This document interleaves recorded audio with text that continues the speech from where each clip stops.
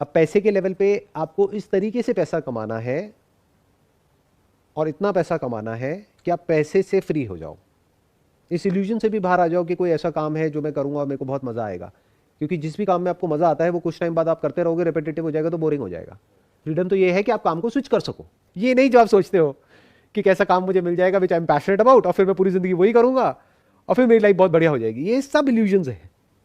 Actual में freedom ये है कि जब आपको समझ आ जाए कि इस काम का जो पीक है उसको मैंने अचीव कर लिया है, now it is getting boring, it is getting repetitive, it is getting monotonous, now I need to leave this, तब आपके पास में इतनी फाइनेंशियल फ्रीडम हो कि आप उसको छोड़ सको।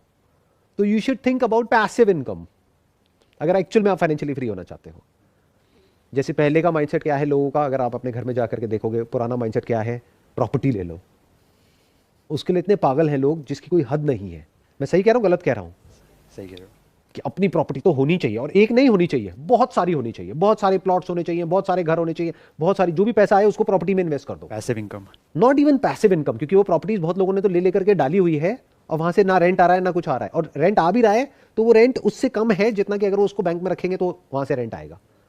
और प्रॉपर्टी में अब उतनी एप्रिसिएशन भी नहीं हो रही है जितनी पहले एक जमाने में होती थी। तो वो क्या कर रहे हैं, पास्ट के बेस पे फ्यूचर को देख रहे हैं कि पास्ट में अगर प्रॉपर्टी ने मल्टीप्लाई किया है पिछले 30 साल में मानो 100 गुना, तो उनको लग रहा है अगले 30 साल में भी 100 गुना मल्टीप्लिकेशन हो जाएगा, जबकि ऐसा नहीं है क्योंकि प्राइसेस ऑलरेडी बहुत इन्फ्लेट हो चुके हैं। तो अब अगर पैसिव इनकम रियल एस्टेट से नहीं आएगी तो कहां से आएगी? डिजिटल रियल एस्टेट से आएगी। अब ये डिजिटल रियल एस्टेट क्या होता है, डिजिटल एसेट क्या होता है, वो लोगों को पता ही नहीं है। तो इन्वेस्ट करने की तो बात ही छोड़ दो। डिविडेंड्स होते हैं नहीं, देखो ध्यान से समझो, डिविडेंड क्या होता है? डिविडेंड होता है जो कंपनीज प्रॉफिट कमाती हैं उसमें से डिविडेंड देती है, या बॉन्ड्स में से आपको डिविडेंड मिलता है। तो dividend is basically an income जो आपको मिलता है जब आप किसी बिजनेस में ओनर बनते हो। जब आप एक शेयर होल्डर होते हो किसी कंपनी में, तो आप ये मत समझो कि मैं स्टॉक्स खरीद रहा हूं, आप उस कंपनी में ओनर बन रहे हो, आप मालिक हो। नौकर कौन है? डायरेक्टर जो काम कर रहा है। हमें बेसिक फंडे ही क्लियर नहीं है। मालिक कौन होता है? Share holder. तो आप उस कंपनी में शेयर्स जब ले रहे हो तो आप एक बिजनेस में इन्वेस्ट कर रहे हो, उस बिजनेस के फ्यूचर पे दाव लगा रहे हो। मैं उसकी बात नहीं कर रहा हूं, I am talking about asset, not a business. तो डिजिटल एसेट्स क्या होते हैं उसके बारे में बहुत लोगों ने सुना तक नहीं है। अगर मैं अभी आपसे बात करूंगा एनएफटी क्या होती है तो आप सोच में पड़ जाओगे। एनएफटी की फुल फॉर्म क्या होती है? बताओ क्या होती है एनएफटी की full form? Non fungible tokens. हमें ये तक नहीं पता एनएफटी क्या है, कि दुनिया किस डायरेक्शन में जा रही है। क्रिप्टो को हम लोग ऐसे समझते हैं, या तो दो तरह के लोग हैं जो मैंने देखे हैं इंडिया में। एक, या तो वो समझते हैं क्रिप्टो को एज सट्टा, कि यहां पैसा लगाओ और अमीर हो जाओ, या दूसरे हैं जो सीधा क्रिप्टो को बोलते हैं ये तो बेकार है, इसमें कुछ नहीं पड़ा है।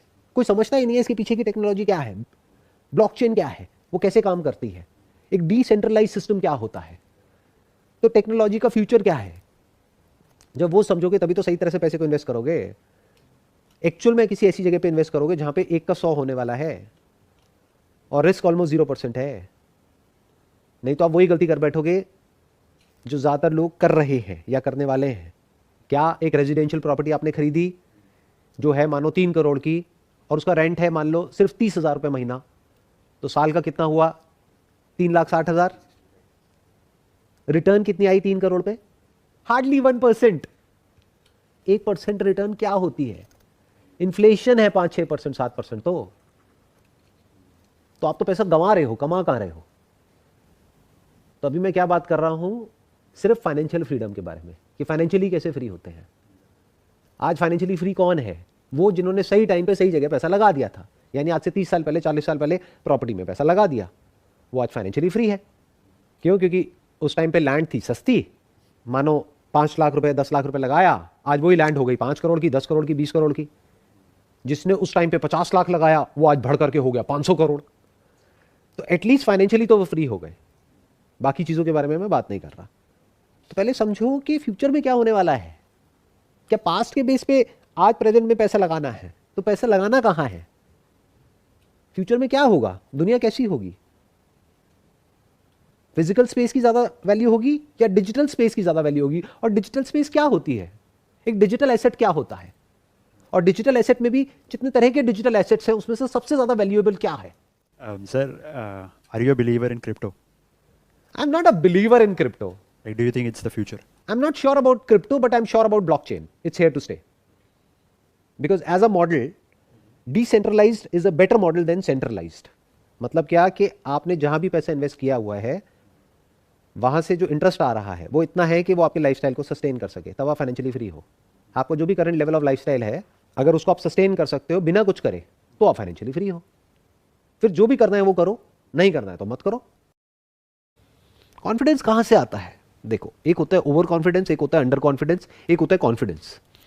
कॉन्फिडेंस आता है किसी काम को करने से, या फिर नॉलेज से, इंफॉर्मेशन से, एक्सपीरियंस से, यहां से आता है कॉन्फिडेंस।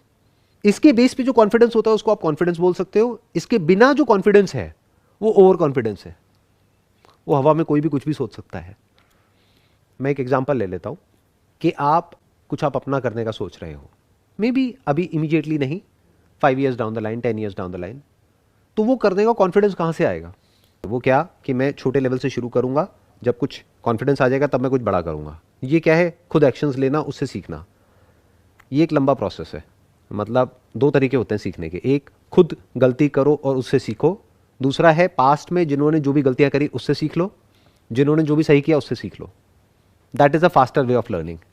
उससे क्या होगा कि जो उस इंसान ने 50 साल में सीखा या 100 साल में सीखा, और वो भी जो उसने 50 साल में सीखा वो 5000 बुक्स को पढ़ करके सीखा, यानी उसके पीछे लाखों लोगों की मेहनत है जो उसने 50 साल में सीखा।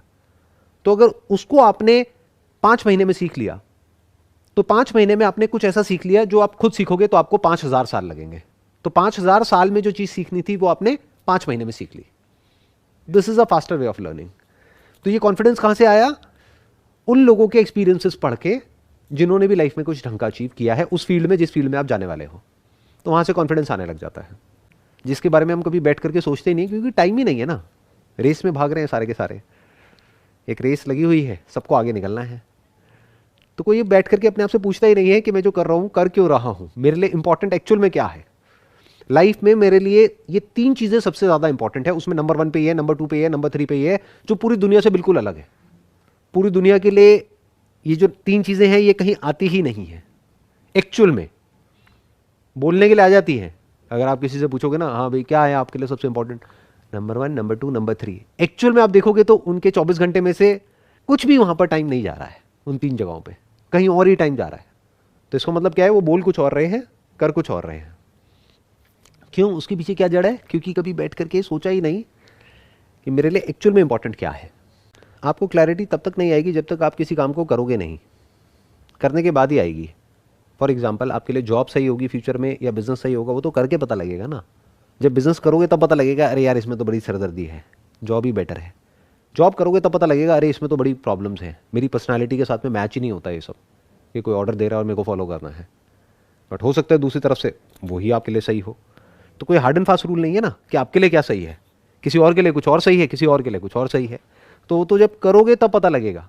तो बैठ करके सोचने से नहीं होगा। तो मैं किसकी बात कर रहा हूं? अगले 10 साल में, 20 साल में, 30 साल में मेरी लाइफ कैसी होगी। अब वो चाहे जॉब से होगी चाहे बिजनेस में होगी, वो हो गया रास्ता कौन सा मैं पकड़ूंगा। But ultimately what is it that I want from my life, that must be very clear. जैसे मैं आपसे पूछता हूं, चलो इसको यहीं पे करके देखते हैं। आपको कैसी लाइफ चाहिए 40 साल की एज में? क्या आप चारों तरफ से बंधे हुए हो या बिल्कुल फ्री हो? फ्री हो। तो इसमें कंफ्यूजन क्या है? तो एक चीज आपको मिल गई, एक पिलर मिल गया। कितना इंपॉर्टेंट है फ्रीडम आपके लिए? I think number 1 may be.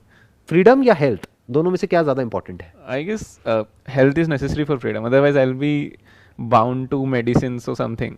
So perfect. तो आपने हेल्थ को फ्रीडम से जोड़ दिया, क्योंकि अगर आपकी हेल्थ अच्छी नहीं है तो you will be bound by your body, bound by the diseases in the body. तो आप कुछ कर ही नहीं पाओगे, फ्रीली मूव नहीं कर पाओगे, फ्रीली वो नहीं कर पाओगे जो भी आप करना चाहते हो। तो फ्रीडम के लिए क्या चाहिए? Health. How important is money for freedom? I think after health second most important thing. पैसा कमाना ज्यादा इंपॉर्टेंट है या पैसा बचाना ज्यादा इंपॉर्टेंट है फ्रीडम के लिए? I guess both are equally important. ऐसे सोचना होता है कि क्या ज्यादा इंपॉर्टेंट है, कि जो भी करियर है आपका उसमें आगे बढ़ना, क्योंकि आगे नहीं बढ़ोगे तो ज्यादा कैसे कमाओगे, ज्यादा नहीं कमाओगे तो ज्यादा कैसे बचाओगे, ज्यादा नहीं बचाओगे तो फाइनेंशियली फ्री कैसे होगे। तो दोनों इंपॉर्टेंट है, बिल्कुल ठीक बोला आपने। क्या? ज्यादा कमाना भी और ज्यादा बचाना भी, क्योंकि तभी तो फ्री होगे। आपने ज्यादा कमाया और ज्यादा खर्च दिया तो at the end of the day you are back to square one, मतलब जीरो से शुरू हुए जीरो पे आ गए या माइनस में चले गए। बहुत लोग माइनस में चले जाते हैं, लोन लिया, ये लिया, वो लिया, फाइनेंस कराया, उसके बाद में पता लगा जी हम तो माइनस में बैठे हैं, अगले 20 साल तक मेरे को ईएमआई भरनी है हर महीने, अब 20 साल के लिए तो मैं बंद किया, मानो एक ऐसी जॉब से जो मुझे पसंद ही नहीं है, तो फ्रीडम पे कॉम्प्रोमाइज हो गया ना। तो अगर ये गोल आपके माइंड में क्लियर होगा तो कभी भी आप बंदोगे, नहीं, बट एक गोल कितने लोगों के माइंड में क्लियर होता है? May be 1%. हार्डली 1%। वो भी बहुत ज़्यादा बोल दिया आपने। लोगों के माइंड में ये गोल नहीं होता है, कुछ और ही गोल्स होते हैं। मुझे ये करना है, मुझे वो करना है। उनसे पूछो क्यों करना है? किसी को प्रूव करना है। किसको प्रूव करना है? और किसको फर्क पड़ता है कि आप करो या ना करो?